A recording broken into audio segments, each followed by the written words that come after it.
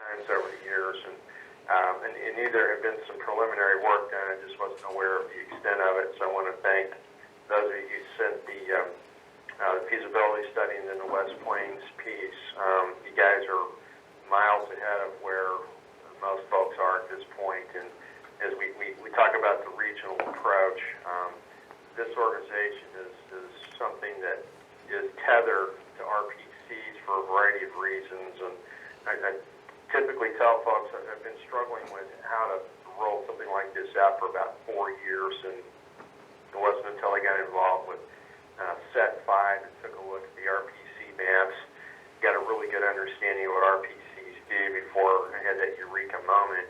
This needs to be tied through the RPCs because of their ability not only to get grants and that type of thing written, but understanding of infrastructure and all sorts of other issues that you run into when you're trying to build out capacity for economic development that's based in large measure on heritage tourists. And you guys understand the heritage tourists spend more, they come more often, and frankly they want the authentic experience, which is another piece of this pie. We talk about lifelong learning. I'm chair of the Humanities Council board now. One of the first persons I sent this to is the executive director of the Humanities Council, and wholeheartedly agrees that as a resource partner, and I've already made several referrals to folks in other areas, and that's something you need to talk to the Humanities Council about funding. So as a resource partner, that's my background and my understanding is based on basically since 2010 looking at various areas of the state in terms of economic development and heritage tourism. I'm from Hannibal originally, so I've got Mark Twain in the bloodstream, and we do tourism here all year round. So as far as understanding local things, it was Main Street board here for 3 years. I understand the importance of filling in businesses and making sure that people have that authentic experience when they get there. I also understand the importance of the power of story and the ability of some folks to tell it is enhanced by digital means. In humanities, we talk a lot about digital technologies. That's just a nice way of saying we record it, we archive it, we make sure that other people have access to it so they can share the stories that we have. Everybody has them. They're great. They're in our backyard, but we just haven't done a really good job of getting them out there where people can get at them. So that's one of the other things that we look at. So PowerPoint, the first slide has the title. The second slide is basically the rationale. Missouri is a big state. We have an abundance of art, the historic, the cultural assets. We present them piecemeal across the state. And what this concept is based on is a couple of key thoughts. Number one is every county in Missouri is a standalone vacation day. Every single one has enough within the county boundaries to justify somebody spending the entire day.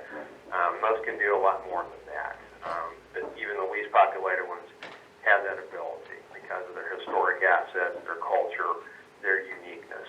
Everybody has something about them that stands out from everybody else. So what this is dedicated to doing is rolling out a process. Starts in April, and it'll start in the Boot Heel, probably the second week of April. It'll end in October up in Atchison County, in the far northwest part of the state, and it basically rolls 25 weeks. And basically, the 100 miles is somewhat arbitrary. It's 100 miles you can drive through any county and see attractions. So I hung that on. I've actually gone out and reserved 25,000 miles, fictitious name, and did some stuff on the internet because if we do this right, you're talking a lot more trails than that. And I'll get into that rationale here in a little bit. But basically what this does is it gives every area, based on these RPC districts, there are 19 of them. Some counties would get more than 1 week just because of the geographic nature of the county. Some of them are stripped out. I think Green Hills is 11 counties, 10% of the state more or less, but it's more north-south than east-west. And this basically is going to flow east-west. weeks, 1 week for each 100 miles. And what it does is it provides everybody with an equal opportunity to maximize their visibility. So for that particular week, you're up. And I've gone over this with Dan Lynn at the Division of Tourism. He likes the concept, in addition to which Division of Tourism is willing to give this organization the metrics, basically an idea of where the advertising that the state is pushing out is going to go where and when. So those areas can be specifically targeted. So something like the Boot Hill, they're equidistant between Memphis and St. Louis. When it's time to put something into the market in Memphis, you get a heads up. When it's time to park something in Little Rock, they're going to make buys basically at the SEC zone. That's something we have the advantage basically of knowing what the timing of that's going to be. So that also helps us with the visibility. Third slide. Louis, yeah. we got some questions here or some comments from the group. Okay, great. Hey Louis, this is Cody. I have a question. Is there any way to reserve a week? Because I think it would kind of behoove us here in the South Central Ozarks to either secure, say, sometime in July or sometime in October, because most of our resources are natural, natural resources in nature. They're best experience outdoors. One of them being water resources, which of course would be best experience in the summertime. Right. So is that any kind of option? And that's something where each one of these RPCs has different concerns. So yeah, we're trying to be flexible on that. Does that answer the question? It's a learning process for everybody. So as I don't pretend to have all the answers, and we're trying to make sure that the framework is flexible to where everybody has basically a dog in the fight, but we want to play to everybody's strengths as well. Thank you.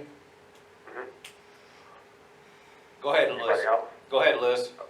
Okay. I was going to skip through. Everybody understands the RPC process and how RPCs basically assist with a lot of infrastructure. And I'll just throw this out here when we talk about the ability to do the trails.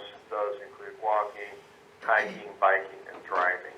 And I've talked with folks at the Missouri Bike and Pedestrian Foundation extensively. There are a lot of folks out there who are doing biking things. They know about it locally, but they don't have any, footprint where they're tied to something like this. They would love to be doing that, having these, rides all over the place. You've got one, the Fault Line ride, over the Boot Hill area, goes through Kentucky and Arkansas, what have you. I know there's the Ozark Day Trip, which is based on West Plains, which is more driving. What we're running into is, as I go around the state and I talk to people, for instance, I just presented to the Merrimack Valley RPC this past week. I drove down on Highway 19, beautiful country, small problem, no shoulders. I mean, bereft of shoulders for most of it. And that's something, or if you're trying to do, biking, the infrastructure on that is absolutely necessary. Maybe as simple as changing some zoning. Folks want to be in a particular area. They don't have a whole lot of hotel rooms, but you've got a biking event going on. They want to rent rooms, and folks do that online, Airbnb, what have you. It's basically checking to make sure that there's no ordinance somewhere that prevents it, or if there is an ordinance that prohibits it, then you take a look at whether or not you want to do that.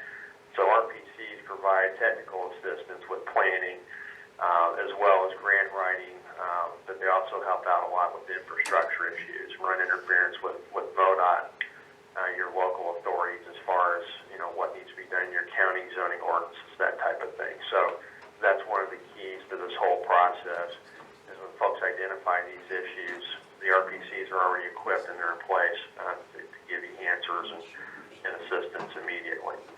So I'll just kind of go through 4 or 5. Skip down to slide 5, the resource partners. The folks that basically able to provide the assistance, the RPCs. The RPCs also file their comprehensive economic development surveys. I believe it's every 5 years. Part of that It's the economic development piece that deals with issues related to tourism. So when we talk about, the RPCs is basically one hand washes the others. We develop capacity. We involve folks who otherwise are kind of out there doing their own thing, and there's no really umbrella that they're under. And this doesn't apply to every area of the state, but it applies to a lot. Those are your historical societies. They may be open one day a week. They're staffed by somebody who's 85 years old, from 1 to 5 on a Wednesday.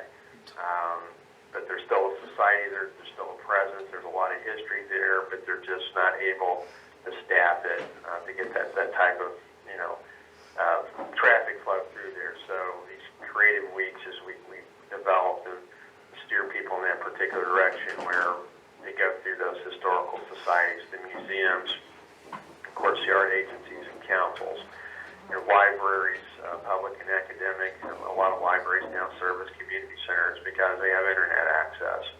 A lot of folks don't. We're still doing some dial-up.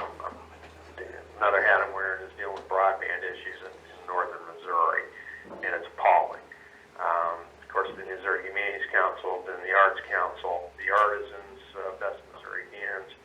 That's where the arts and the humanities intersect. Those are the people who are doing the things that have been done forever. It's like living history, except they're actually making, a profit from what they produce. So that's the type of folks who we want to be involved. The Missouri Division of Tourism has given its official blessing to this organization. State Parks and Conservation, I've talked to some folks in the DNR as well, Historic Preservation side, as an additional resource partner. So these folks are already on the ground, they're already doing things. It's just a question of how do we tailor these weeks to where they can put programs in place. And because it's on a revolving basis, it's something that each one of these areas has, these conservation areas. Most of them have a state park or a state historic site with some footprint. And basically, how do we maximize what's already sitting there to drive more traffic in their direction? So heritage cultural tourists, I already talked about that a bit. Flight number 6, most important target market of all because they do spend more money. But the other part of it is they're important because they come back. And if we do this right, theoretically you've got 25 separate standalone vacation weeks. People want to come to Missouri for a week, you could do it for 25 years and never repeat yourself. And that's one of the long-term strategic goals. And that's something that the heritage traveler gets in ways that other people don't. All right, so benefits. The next slide then, increased local area sales taxes, bed taxes, where they have them. Increased awareness among the locals, area residency attractions and sites in their own backyard. I live in Hannibal. We have people here who don't know the first thing about Mark Twain. They lived here their entire lives. And they won't go to the Mark Twain Boyd Home Museum. Well, they have 8 properties now. So I said, well, yeah, I went when I was 14. Well, go back. There's a lot more there than when you were 14. People don't stand still. So it basically helps out with the local piece where folks are patronizing businesses or attractions they may not have been to for a while.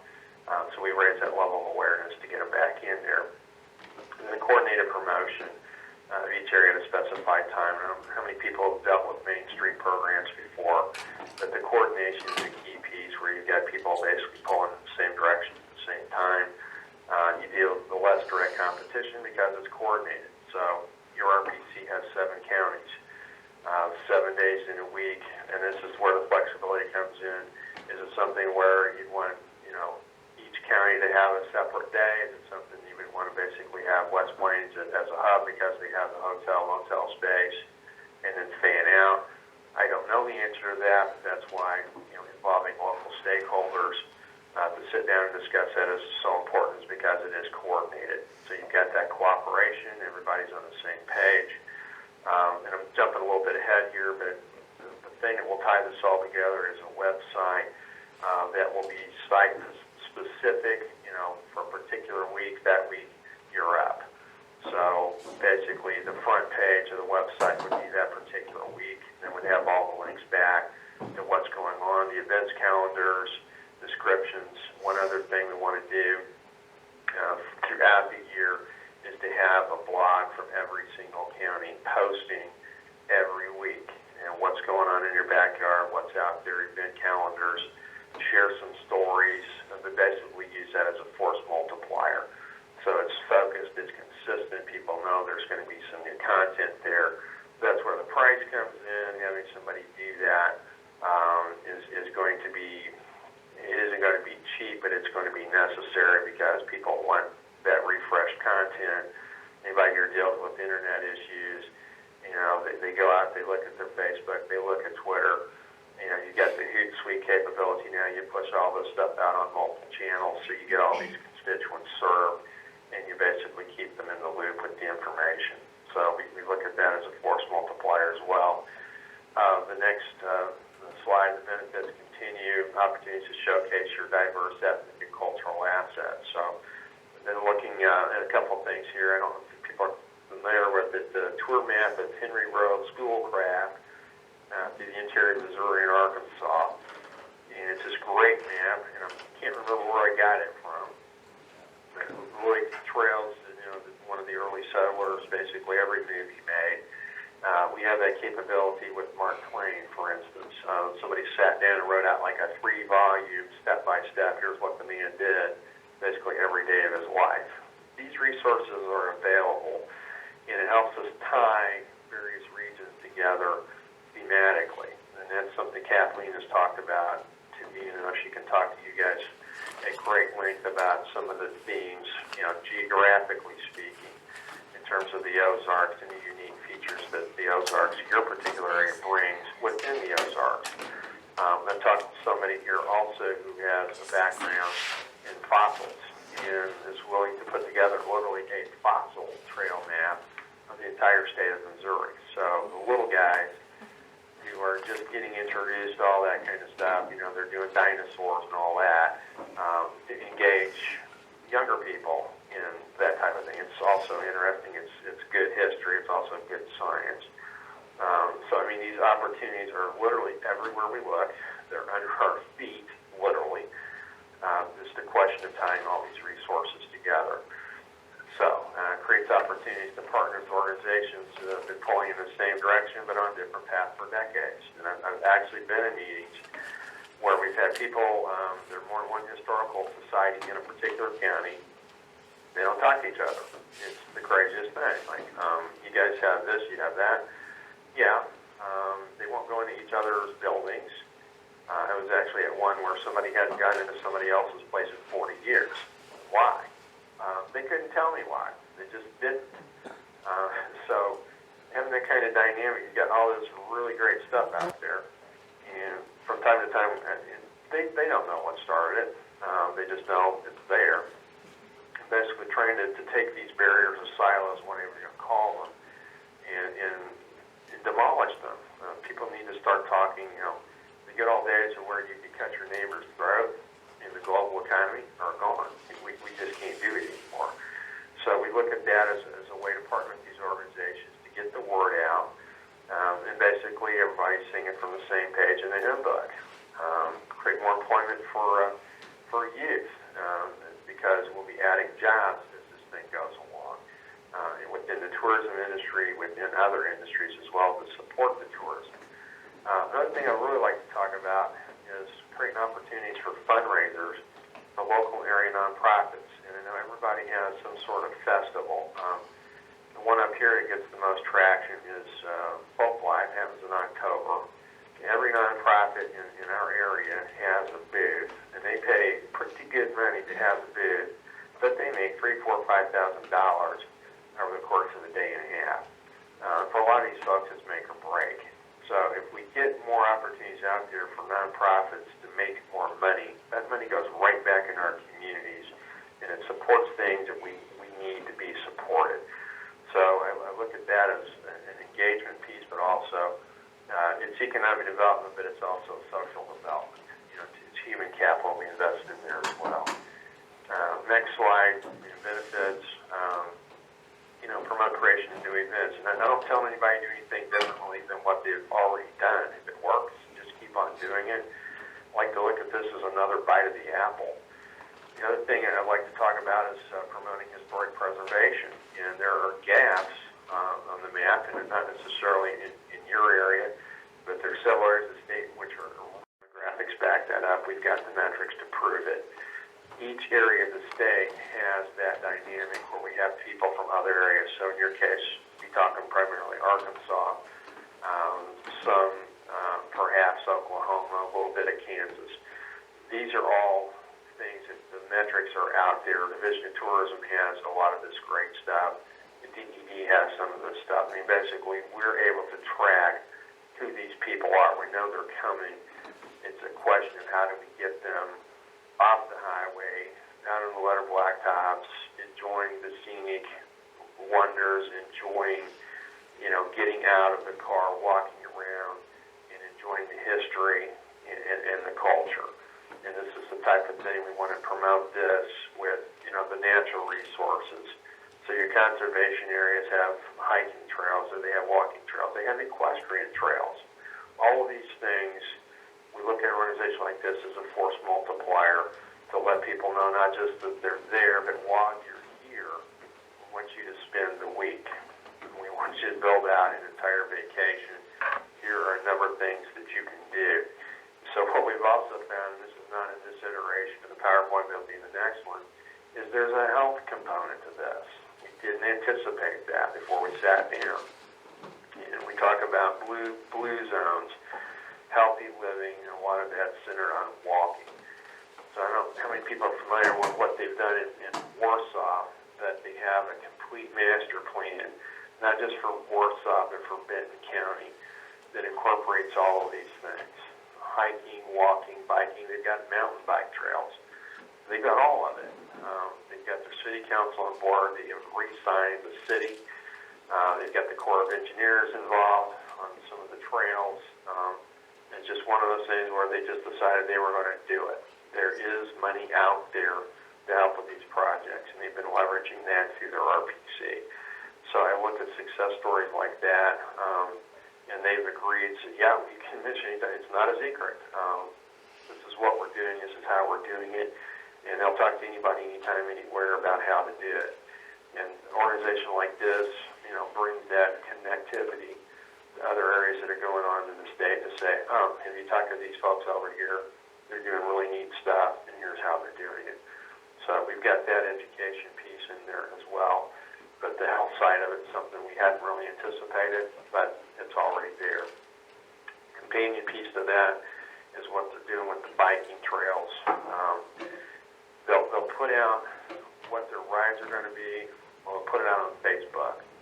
And they can tell you which roads are safe, which roads you're going to get killed on, and on and on and on, as far as degree of difficulty. And they're purposeful about it. They're out basically every weekend. Your Harley riders, same thing with your poker runs.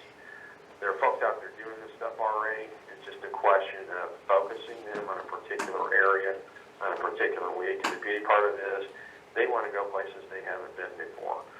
So North Missouri, we've had the Big Band Bike Across Missouri 2 years now. The first year they went up 136 all the way across the state. It's the farthest north highway, just 10 miles south of the Iowa border for a lot of it. This year they went down on 36. Each one of the host communities had something in terms of events. They already take up their baggage. They have a baggage train. They bring the trucks out. They go to the next town ahead. They leave all their stuff, their tents, whatever they want to camp outside, or if they don't want to, they've got hotels that they go to.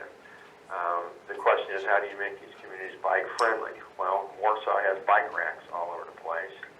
They have bike-friendly businesses. They have biking lanes as far as the eye can see, and they basically cater to that particular group. They've actually had somebody open a bike shop in town to accommodate the folks who are coming to town. So they're literally creating businesses where no business came before of bicycles. Who did? Well, they did. They took a look at it and said, hey, this is feasible, and it is. And these folks come from all over Kingdom Come to do this, not just in Missouri. They come from other states because they want to do something unique. So, flexible funding, I'll go into that very briefly. This is based on what your Chamber of Commerce typically does in terms of scalability. I've talked to people in historical societies like, yeah, $50 a year isn't bad. It's worth it for, the events calendar. The thing with the events calendar is every events calendar, every county in the state will have a landing page with an events calendar on it. So your front-facing page would be that particular week. The other pages basically would be revolving around it based on these various RPZ zones. But within that, you would have the county pages themselves. So everybody basically has the chance to build something out and have that light shine. We will be linking back through the Vision of Tourism, given permission for that. I mentioned, obviously, before, we want to make sure we have, each county with a blog. Think of your weekly newspapers. What are they? They're basically extended blogs. Who's doing what? Where are they going? Who's got the best ice cream social, and so on. Colorado, Missouri, they have a little war between the VFW and the American Legion who has the best fish fries. So you eat like a hog, and they both compete, and they both make scads of money, and people come from miles around to eat that kind of stuff. I know because I'm one of them. All right, so flexible funding, what we're talking about initially, the major cost is going to be a website. And I love to deal with college students. I teach at Hamilton Grange University, my day job. I had somebody sit down and draft basically the architecture, describe what a website should look like, put together a wonderful plan, and then he graduated. So it'd be great to run that through the students. They're the ones who are out on the cutting edge of this stuff. But long story short, they move on, and they're not always supposed to depend on people on the planet because they've got a final or something to do the next day. Oh, gee, that can't help. So that's something taking a look.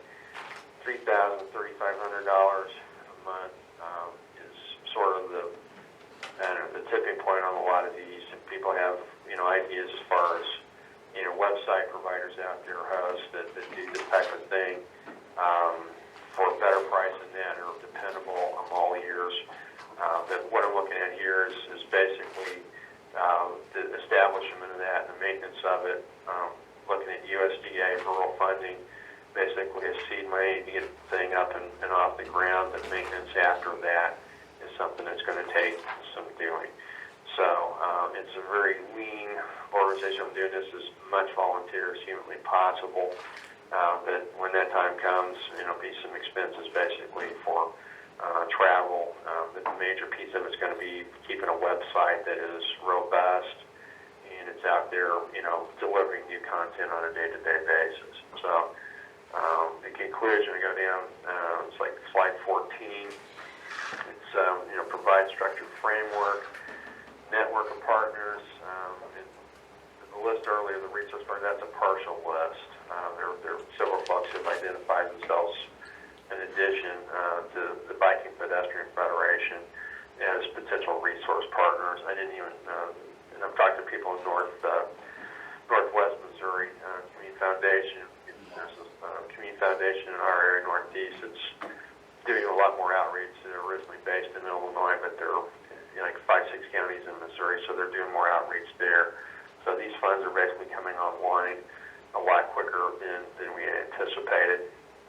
But that's something where we're going to need to be purposeful about that and reaching out to folks. So I'm glad Kathleen's been able to wear more than one hat, but that's another area that we're looking at, basically for sustainable funding.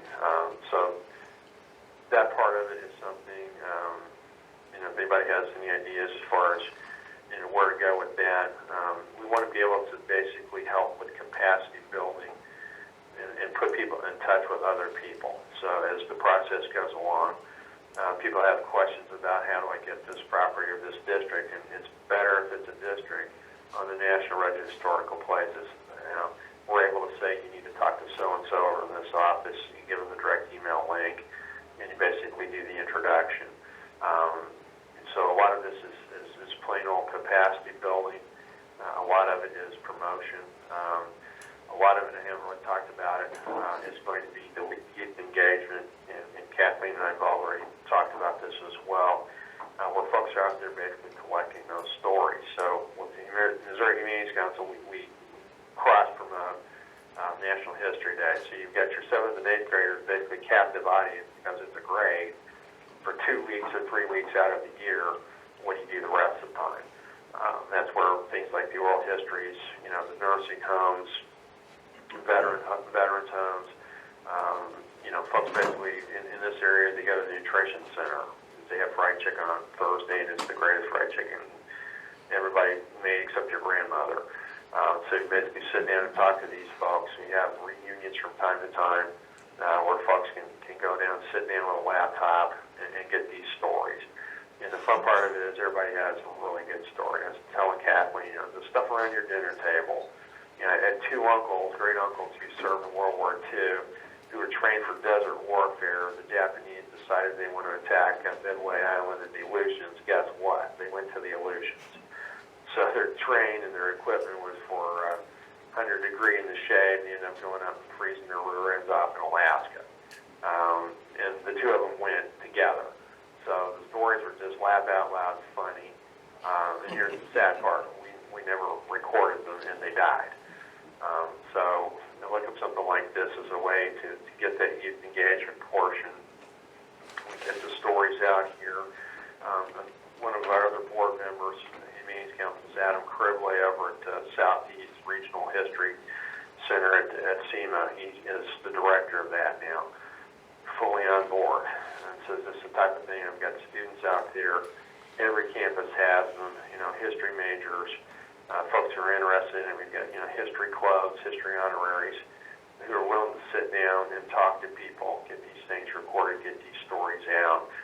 So, you know, I look around at books, Ozark baptizing hangings and other diversions. A lot of this really good regional history stuff. Each one of those stories has a geographic component to it. It happened someplace. It happened to somebody in a particular place. So as we start documenting what happened here, what happened there, maybe the buildings exist, maybe they don't. I've talked with some folks over in Springfield with GIS tourism resources where, you know, basically they go out and they go to a particular spot and they say, aha, this building, you know, used to be here. It's not.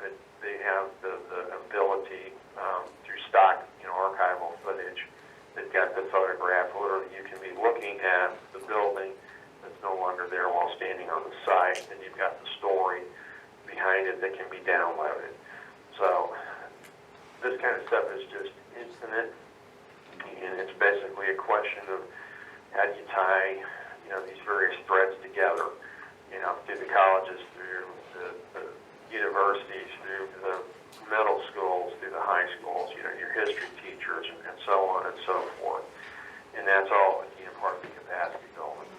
So as we're reaching out to these various constituencies for various projects, each one of these creative weeks is something that the local folks will be figuring out exactly what works, how the puzzle pieces fit together. What we want to do is be able to help out, you know, from again, the capacity building standpoint, to put people in touch with other people in other parts of the state who may be doing something similar or basically the same. You know, maybe a few steps ahead, they may be a few steps behind. To talk to somebody else and to let them know, hey, you're not alone. Here's how we got around that. So there's kind of a one-stop shop for resource partners in coordinating it. And again, that's another reason we go back to the RPCs, because the question today is always, how do we fund that? And that's where you go to ask those kind of questions. They're the ones who have the latest information from, you know, USDA Rural Office or the DED or other folks, DNR. You know, there's money out here. There's been a grant. This is released. This is coming up. MoDOT issues as far as, you know, signage and all that other good stuff. So that's sort of the thumbnail sketch.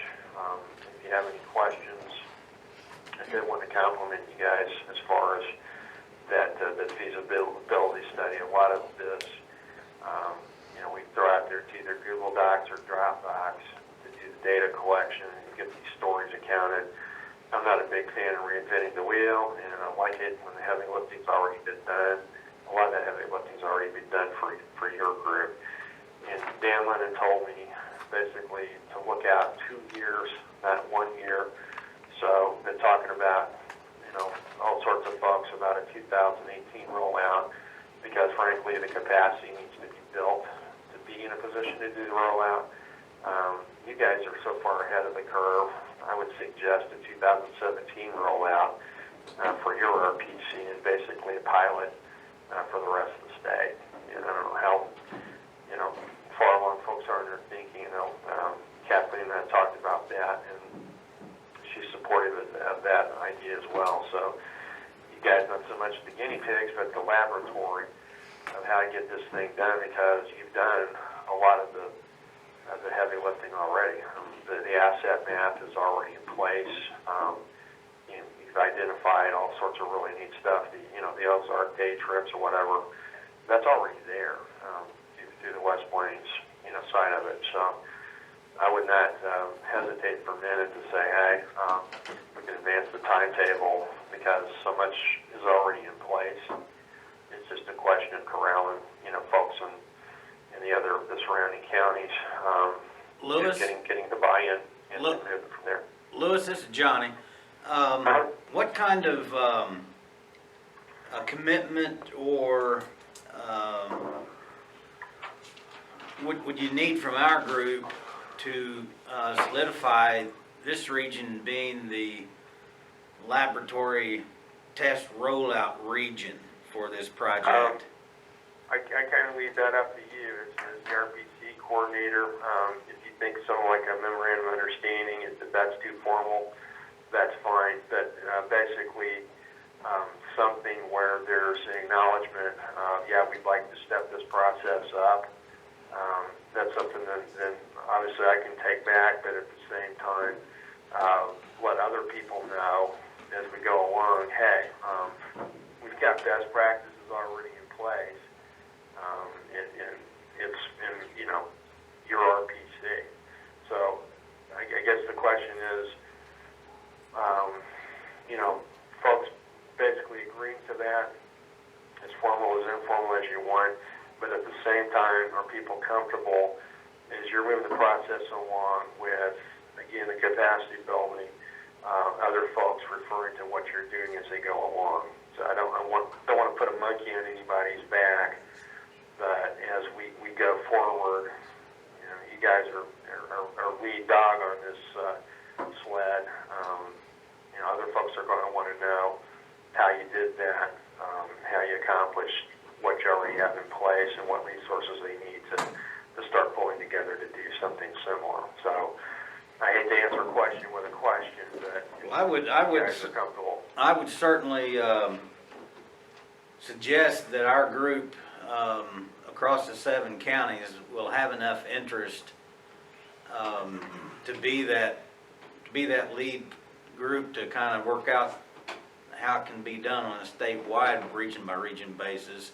We have our annual meeting in October, and Cody Dalton was asking just a moment ago, would you be available maybe to come down and maybe make a condensed presentation of what this outreach and this effort, what the goal is and what importance it could bring to a region? Could you be available the 3rd Tuesday around noon time here in the Skowcog region for our annual meeting? That can be a presentation program for the meeting, and then the full commission would be there, and then they would certainly, I think, they could have an opportunity to say, yes, we want to do this. Okay. What date is that? Be the 3rd Tuesday. I don't have a calendar in front of me. Johnny, that would be October 18th. 18th. Yeah, I'll discuss that. I'll make that work. I have a rather interesting schedule on Tuesdays and Thursdays, but I can strategize around it. So what time of day is that? Be around noon time. We'd have a noon meal. I think we Okay. usually have in fact, do we have a TAC meeting scheduled that morning? No. No, okay. We may not have any other meetings that morning, but at noon time we have lunch, and then a 20-minute program or so, then we have our annual board meeting. Sure. Yeah, I'll make How long that is work. I that? appreciate the invitation. Hour and a half, hour. Yeah, Lewis, we could make that day really productive for you too and set up other meetings with the people who we have been networking with up to now, and so they, at that point, that could be a real. permanent. We want this to be a feature of the landscape, and we want to drive economic development around it. At the same time, we do the educational piece. So we're killing multiple birds with one stone, but that sustainability is a huge piece.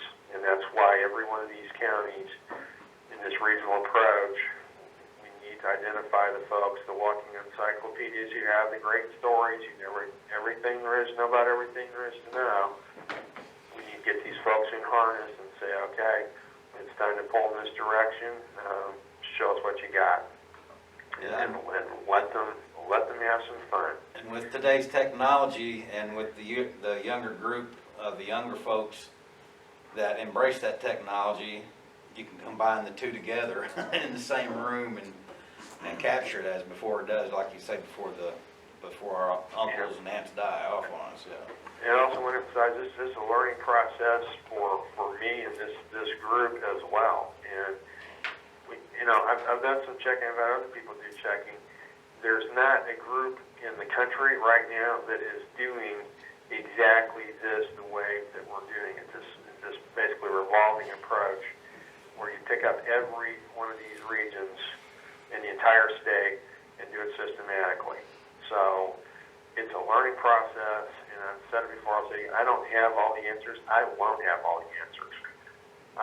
But I'm always willing to listen, and, what's the old saying about good advice? When's the best time to take it? Every time you hear it.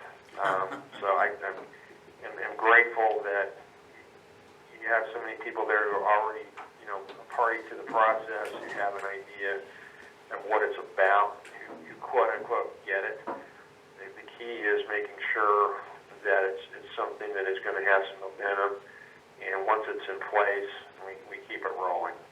So that's the whole website thing is, and Johnny mentioned the young people, is basically making sure there's content out there to keep people engaged, because what are our attention spans now? 10 seconds, 20 seconds. If we don't capture them, get them engaged mentally, they're going to move on to the next thing. We don't want that. We want to make sure we have them, we keep them, and we keep them coming back. Questions from the group here in the office? Ron, questions? Janice, comments? We have another guy that came in a little bit into our meeting. Can you introduce yourself to? Sure. My name is Joshua Shirley, and I own fundraiser software in West Plains. Really involved with the Arts Council on the festival and stuff. Glad to have you. And thank you Bob? for being there. Any questions, any comments? No, I mean,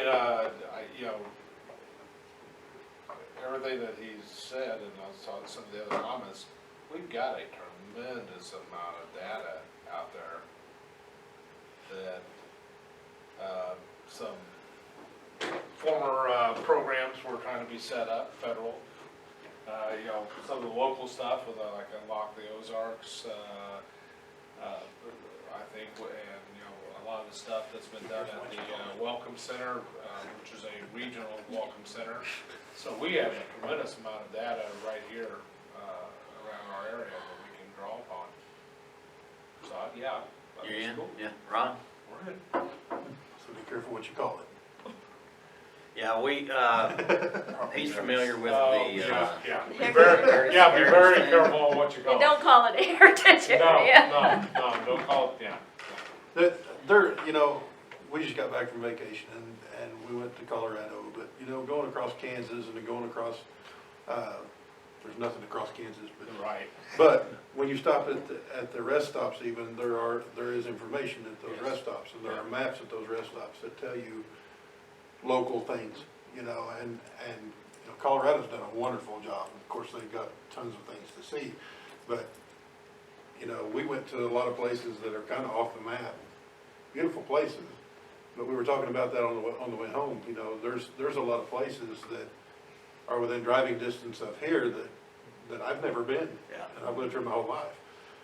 Well, let me throw something out. One thing they do really well in Kansas, Flint Hills region, Mhm. y'all familiar with that? Yep. Extremely. They have taken an interpretive center. I don't know how many thousand people they get a year to visit there.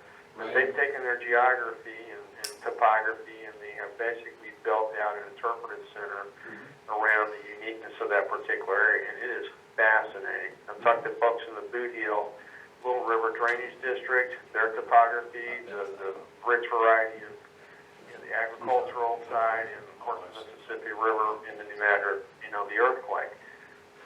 Why do we not have similar interpretive centers for every region of the state? Because we have these unique geographic, geologic, whatever you want to call it, resources. Everywhere in the state, there's something about that particular area that is unique. Big springs, the rivers, there's just an amazing variety of it. I get out my topo map, my Warmers, and I go over that thing, and it just knocks my socks off every time I do. It's like the diversity of the ecosystems and, the forestation and all that stuff. It just, tall grass, prairies. Missouri has it all. Every one of them, except subtropical, rainforest, but we grow cotton for crying out loud. That's one of the things I look at down the road. Yeah, it's big stuff. It would take millions of dollars to do it, but while we're engaged in this process, why not engage in some possibility thinking and say, why doesn't every corner of the state have something like that? Because every corner of the state deserves it, for one. Second, there's enough out there to sustain it in terms of the program content and the interest. So I just throw that out there as, something down the line. But, you look at tangible ways of expressing this or interpreting it, that would be, again, a one-stop shop. The question is where to put it. But, that's something they actually do right in Kansas. I think folks in Missouri would profit from. So what kind of, other than what your PowerPoint illustrated on the cost for different sizes or different budget capacities of either communities or companies, is the state of Missouri helping foot the layout of this as well through the arts or the humanities and arts division, or how? What? Tourism, is tourism getting? Actually, we got our 501c3 status last month, so a lot of that, we'd be looking at foundation funding. You know how the state goes. One year they have money, the next year they don't.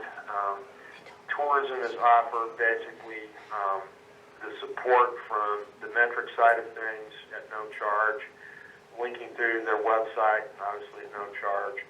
So there's a lot of that, as I would say, is more in kind in nature. USDA Rural Development has funds out there. I've talked to Greg Batson at some point about getting at those. They do have money. These are the types of things, he's looked at and said, yeah, this is a good fit.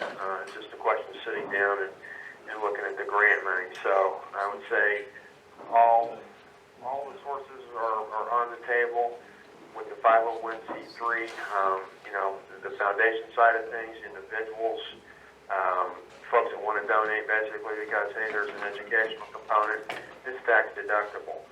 So the sustainability of it, the funding model is based on what the Chamber of Commerce do, by the way. The state chamber is also on board with this. The Rural Chamber's Tammy Long is one of the people I sat down and had a talk with, and she's helping corral people from the chamber side. So, do you have any ideas, Johnny, or anybody else, as far as where we need to be going with this? Well, Kathleen just mentioned to me that there's through the USDA effort, our area, our region, except for maybe two counties, Douglas and Wright, has been designated in I'm going to say a distressed grouping of counties in southern Missouri that they're encouraging stakeholders to meet and to develop, what do you say, Kathleen, goals or objectives to how to stabilize the economy and how to diversify it better. Take the things, your strengths, and build on your strengths. And we meet quarterly, Monthly, we're gonna meet Monthly? monthly. There's another, I'm not sure when Carol's got the next meeting of that Probably in the set middle up. of September. In September as well. Yes. So that would be an opportunity to meet in front of that crowd as well. Hey, Johnny, Yeah, in that group, there's a set aside for funding in the farm bill for those distressed areas, that are trying to stabilize economically. Also, there's a grant program through the National Endowment of the Arts called, Our Town, and it's specifically for place building, heritage tourism, so that could be another funding possibility. You know, we've looked at Orton Family Foundation. I mean, there are a couple others out there that do a lot. Of Pennsylvania Humanities Council is actually partnering with Orton. A couple of the distress areas, I think Chester, Pennsylvania is one of them.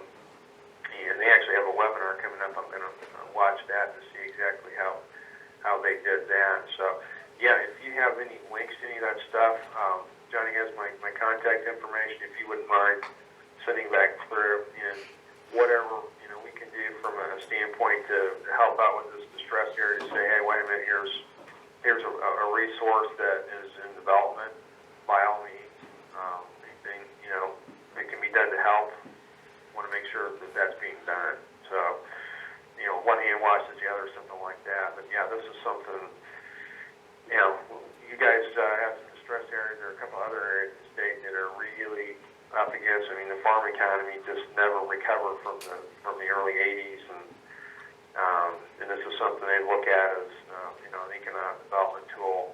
It may be 1-2 jobs at a time, but it's more progress they make. They've actually had out migration where people have left. I mean, it's not the old people dying; it's the young people who leave. They don't come back. So it's some areas of the state are just in really dire shape. Unfortunately, there are like 4 of them I can think of at the top of my head. So, yeah, whatever can be done on that, I'll be happy to do it. okay. Any other comments from the group? There is a group that's meeting next week,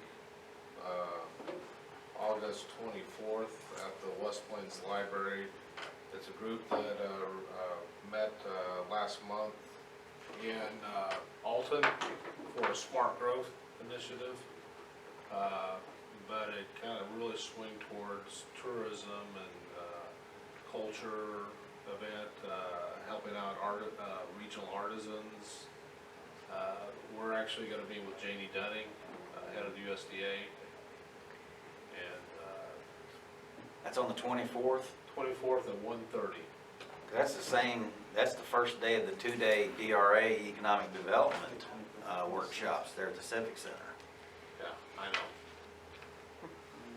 Is there a way that group could attend they'll want that, What? one of those days as well? I think they'd benefit from attending that meeting as well. Yeah. Johnny, I think that, DRA workshop's on the 25th and 26th, Thursday and Friday. Oh, Thursday and Friday, well, Thursday, so, Yeah, you're right. It is, because I thought there was going to be a conflict, but it is. This is the day, DRA is the day after. okay, so yours is on the 24th, and then 25th and 6th, okay. Mhm. That'll work then, yeah, okay. Louis, I appreciate your time. I'm glad you are doing what you're doing. As you presented at MACOG back in May? Very. May. Yeah, when you were presenting up there, I was thinking, my gosh, I wasn't thinking of Kathleen and that report that was done 4 years ago, but I know we've had these same discussions around the tables with Trillium Trust and what they're doing, and with our tourism. We just needed something to kind of kickstart this thing, to get everybody back at the table in the same, pulling the same thing. Cody's got some comments too. Hey, Louis, I think at the meeting in October, it'll be really crucial to get this information straight from you to our board, because you're gonna have the ears of basically the entire region there. So I think that'll be, it'll go a long way into having some kind of buy-in from the people who are on the ground locally, in each city and county, and the ones who get the most pushback from the from the property rights people. So I think that would be a crucial step in it to having buy-in, you know, at least on the StoCog side of things. One thing we found out with scenic byways is, you got a lot of folks, Farm Bureau, who just don't want folks trampling and, you know, putting up signs here, and you can't do this here and all that. You know, I want to stay away from that as much as humanly possible. Yes. By the same token, if it's, you know, you put a stripe down the road, please don't run over bicyclists. You know, if it's something where they actually start needing to add shoulders, then let's get some critical mass together. And we need the shoulders anyway. Long story short, for safety reasons, and, you know, that's just sort of a byproduct. So, yeah, I appreciate that local knowledge as far as where the tripwires are, and, you know, hey, such and such county's going through something over, you know, county land use ordinance. Yeah, I want to get as far away from that as I possibly can. You don't want to, you don't antagonize folks and make enemies. By the same token, you want to move the process forward. So if it's something that needs to be worked around, then we'll work around it. But yeah, I think that's a great point. Thank you for letting me know. Louis, I know you're kind of preoccupied otherwise too. We appreciate you being able to be with us through the means of the telephone. We will certainly start talking about this, and we'll try to solidify that you can make it on the 21st, 18th, 18th. third Tuesday in October.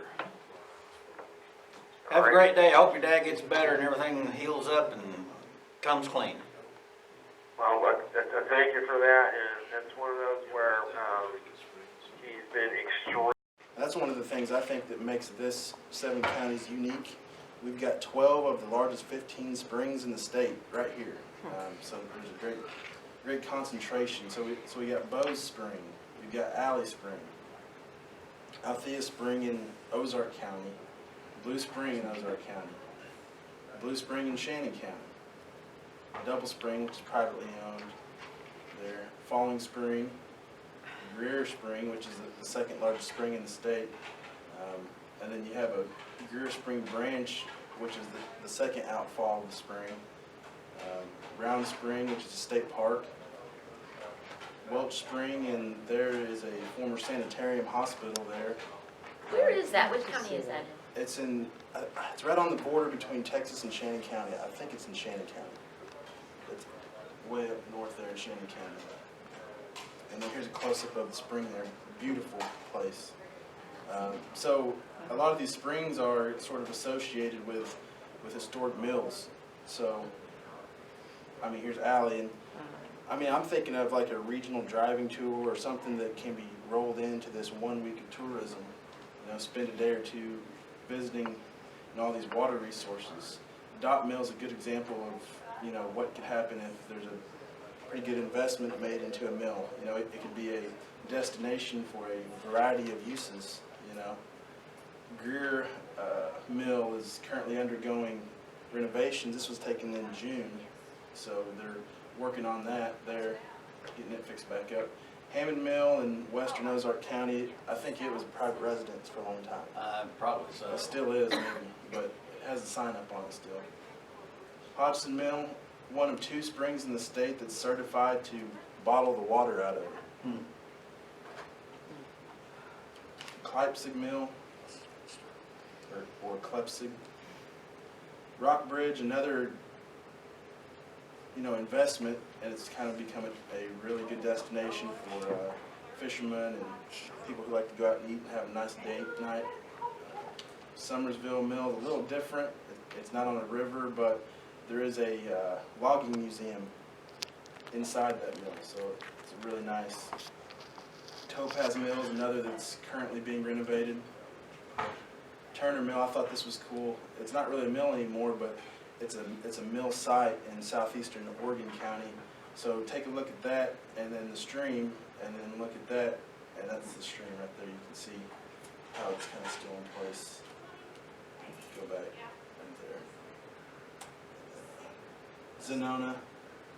It's a really scenic part of the area. I think Central Ozark County may be the most scenic part of our entire region. So that's a great destination. And then, of course, your float streams, and these are what I consider the streams that you can navigate either by canoe or kayak.